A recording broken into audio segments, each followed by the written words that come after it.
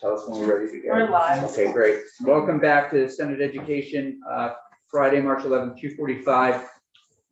Mr. Secretary, welcome. You're the last item on our agenda.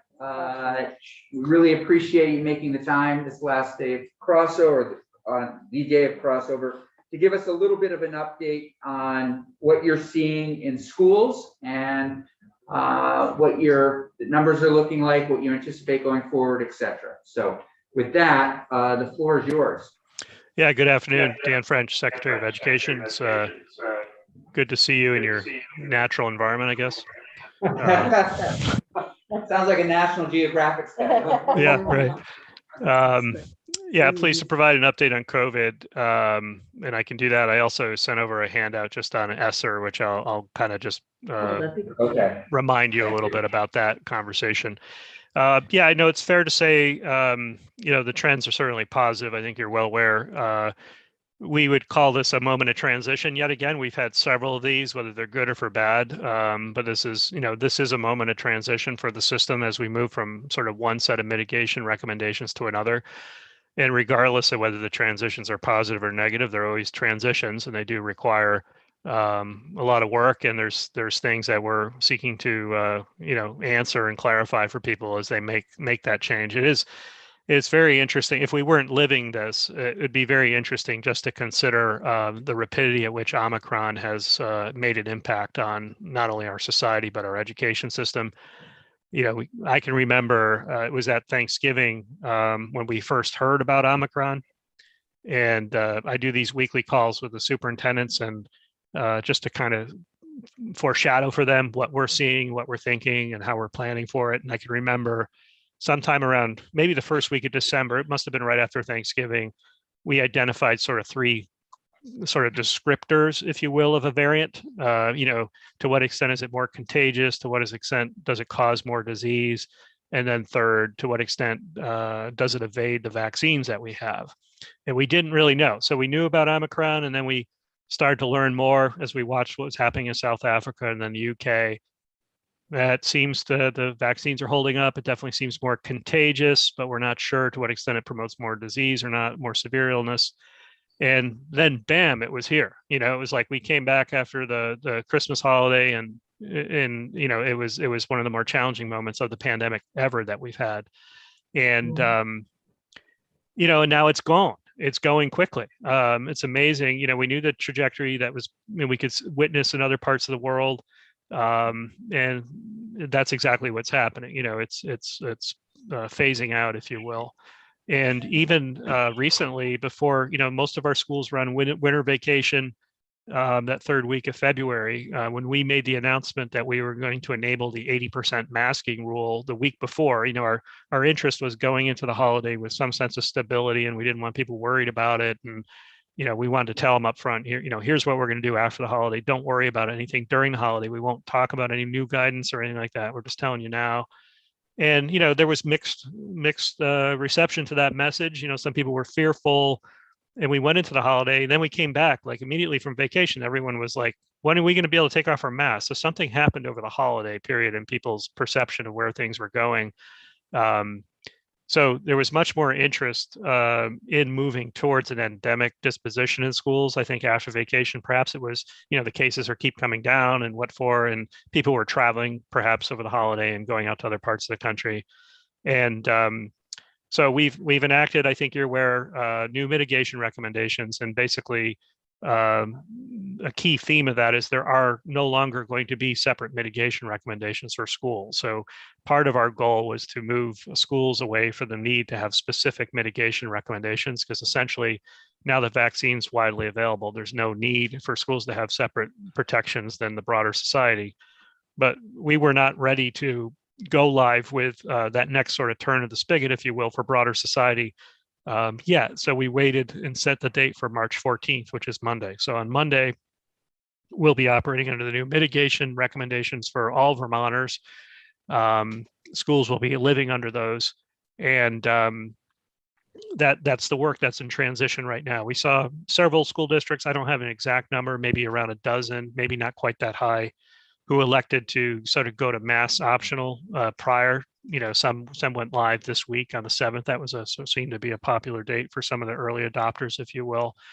And the issue of mask is sort of like I would say the representation of the new mitigation recommendations, but there's other aspects.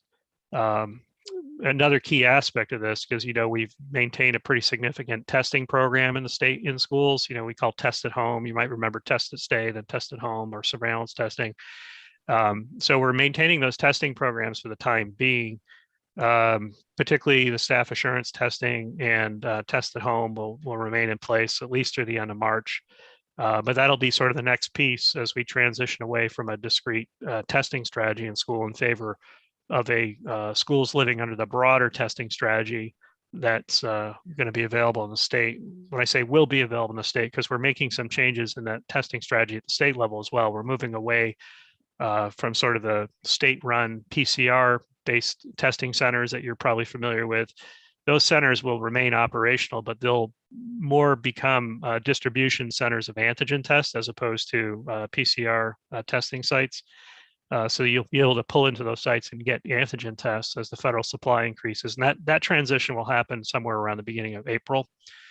And then probably by May, we'll be shutting down those sites altogether in favor of folks just getting their antigen tests at pharmacies or retail outlets and so forth, because the supply is increasing significantly even as we speak from the federal government. So all good news in terms of COVID mitigation. And that allows us to create more capacity to start making a pivot into the recovery work, which is one of the reasons I wanted to highlight the ESSER funding handout, the one pager I put into my. I'm passing that out right now. Yeah. So just as a reminder, a little bit, we worked hard with you last year to align, particularly this last tranche of federal funding. ESSER program, I'm sure you're aware, is the Elementary Secondary Education Emergency Relief Fund. It's the primary source of funding for COVID relief in schools. There's been 3 versions of this: ESSER 1, ESSER 2. And because sometimes things don't make sense in bureaucracy, there is no ESSER 3. There's ARP ESSER, which essentially would be the equivalent of ESSER 3. ARP ESSER is the big pot of money.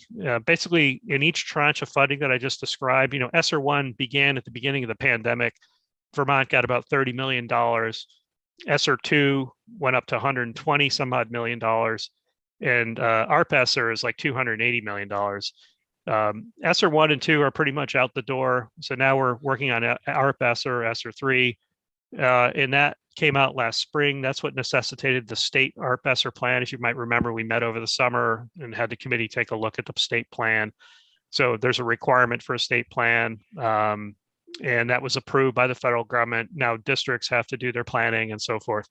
At any rate, I just want to leave you that little piece today that there is there's some money that still needs to be appropriated, and that's the budget recommendation section of that handout.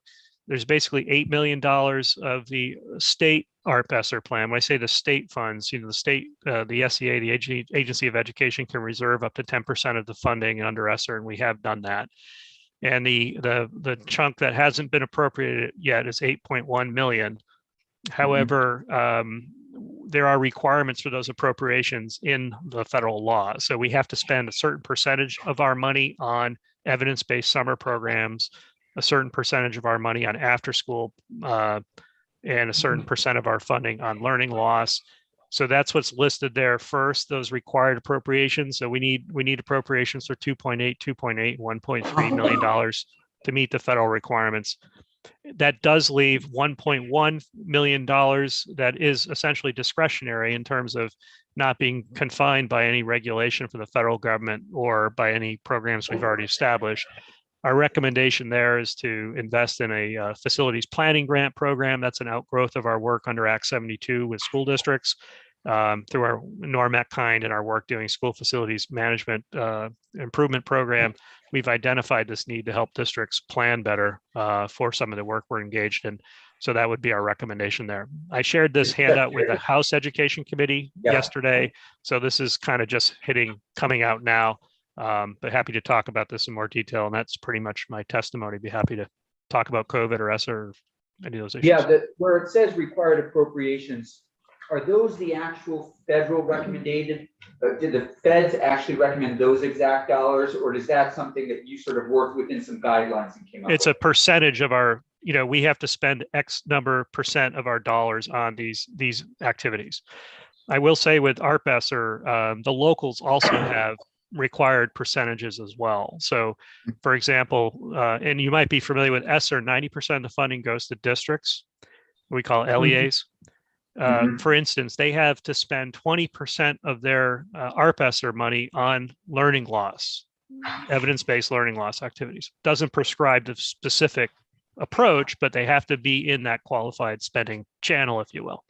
And that's what these appropriations here, these are spending channels.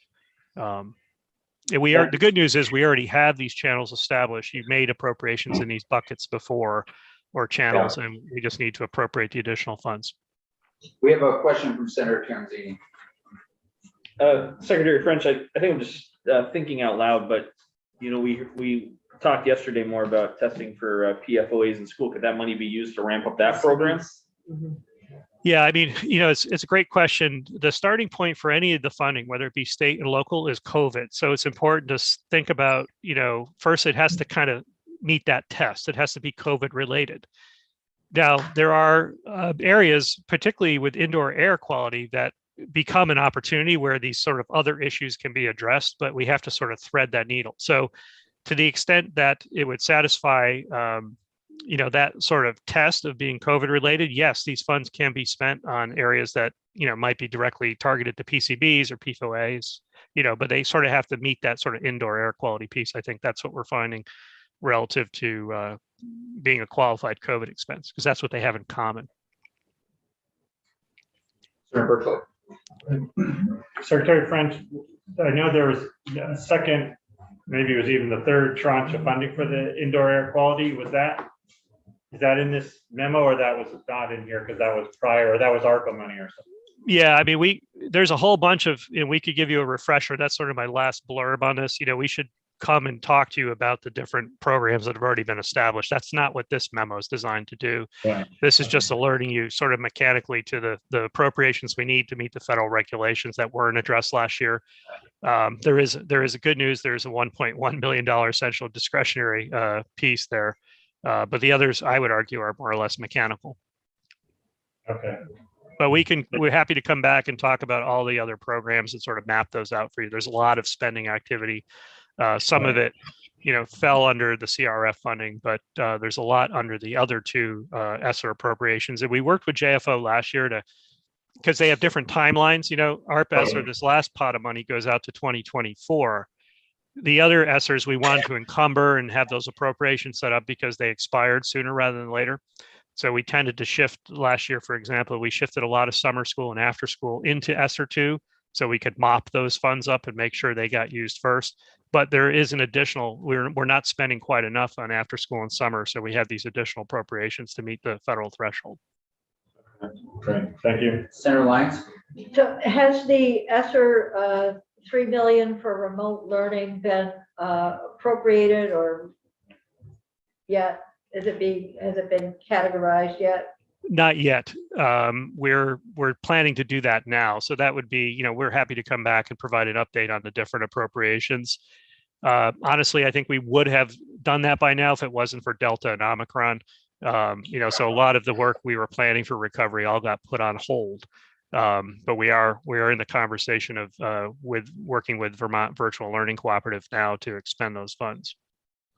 So I'm just curious, does that include capital expenditures, hardware, software, or is it? It's not what we're contemplating now. We're contemplating remote learning programming. Yeah. Okay.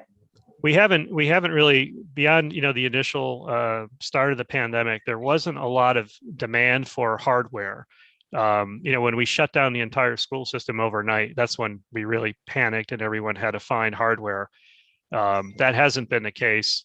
I haven't seen that concern. And again, districts have a lot of money locally, but no, we're more concerned with building capacity on remote learning particularly as we think about recovery and supporting students making up sort of academic progress.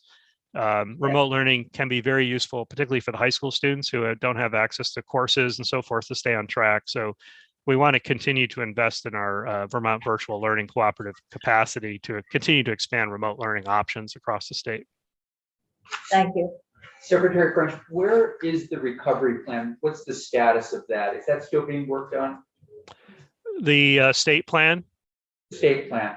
yeah, it was approved by the federal government in December. No, I'm sorry, I need to correct. You're doing a learning loss Oh, recovery. gotcha. Kind of- Yeah, That's what yeah. I'm wondering about. Yeah, that's really coming out now. I mean, Okay. we worked on it, twice now, and COVID outsmarted us both times. And just to reflect on that, we in that first year after school opened and we were heading into Halloween, we thought we were moving into recovery. Sure, sure. Yeah. And we have to retain a sense of humility in front of the virus, but we are, and you've heard some of the testimony, particularly on mental health and so forth. I know Deputy Secretary Boucher has been in. We are now basically shutting down a lot of our mitigation planning structures inside of state government in favor of creating new planning structures around recovery. So we have to let go of one in order to do the other, and that's happening as we speak. Senator Hooker. Thank you. Thank you, Secretary French. With your mitigation implementation, and I know it's sort of early still, I mean, things are happening quickly and things are changing. Have you seen a change in attendance of both kids and staff?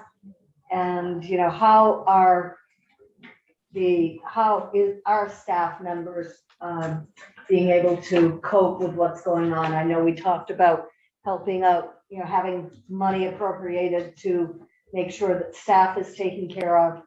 And I'm just curious to know what kind of difference you're seeing now that the virus is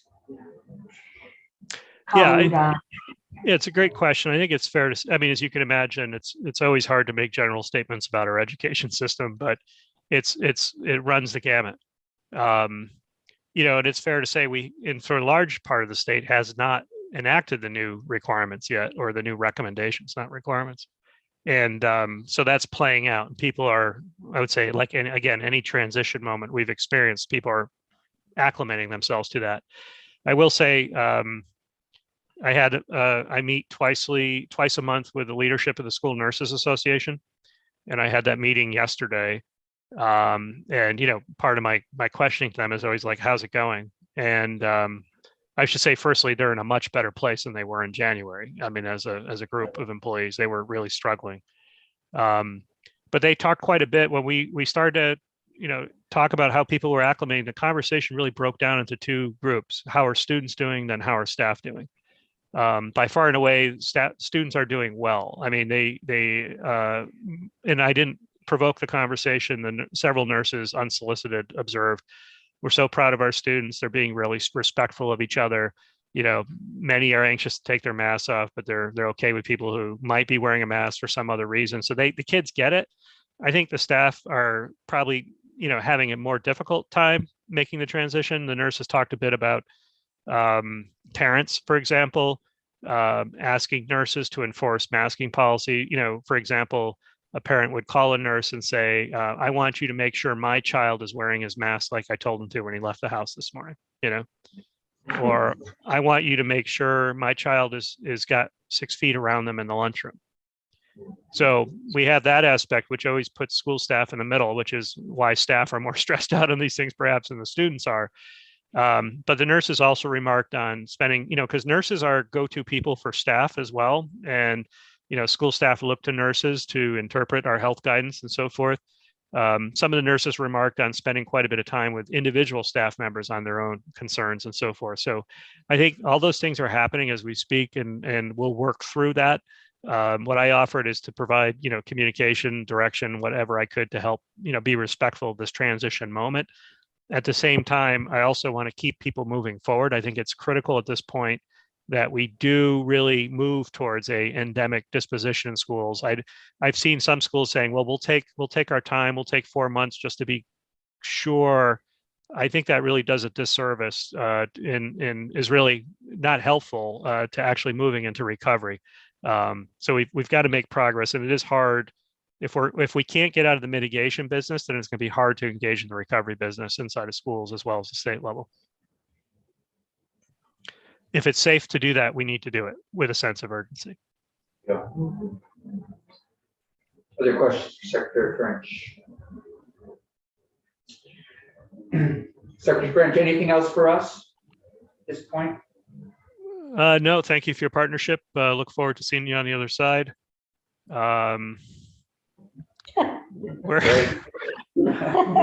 We're putting ramping up a lot of effort on recovery planning, also the waiting study and so forth. There's complex policy issues that we want to be able to support your work. Senator Bursley. And I was thinking the other side of crossover, but that's only 2 days away, whatever, 4 days away.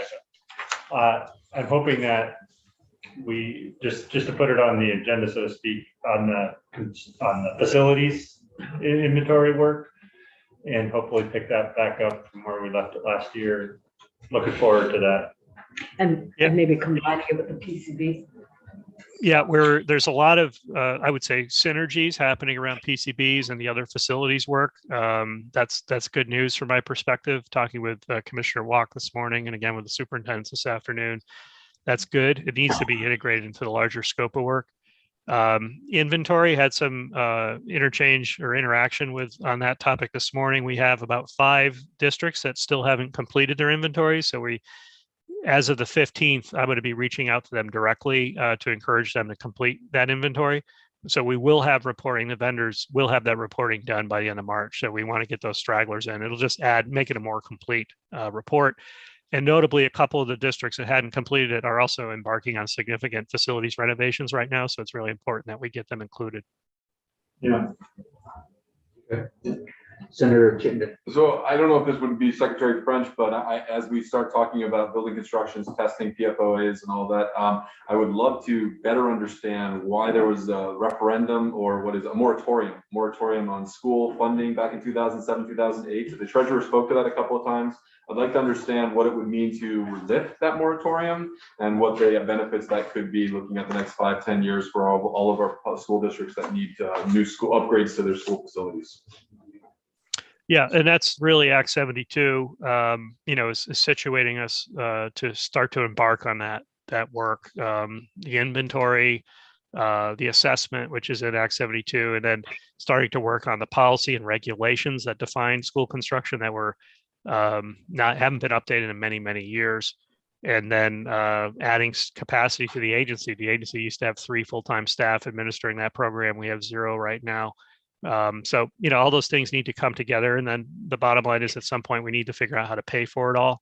And then, I would just, why you've put this on the table, I'll just also from a policy perspective remark, we can't afford, from my perspective, to do an across the board flat reimbursement for all schools. We're going to have that conversation about which schools we invest in. And because the big thing that's happened since 2007 is our population in schools has declined significantly. So that's going to be a more challenging policy conversation, but I think one that should be brought forward at the same time.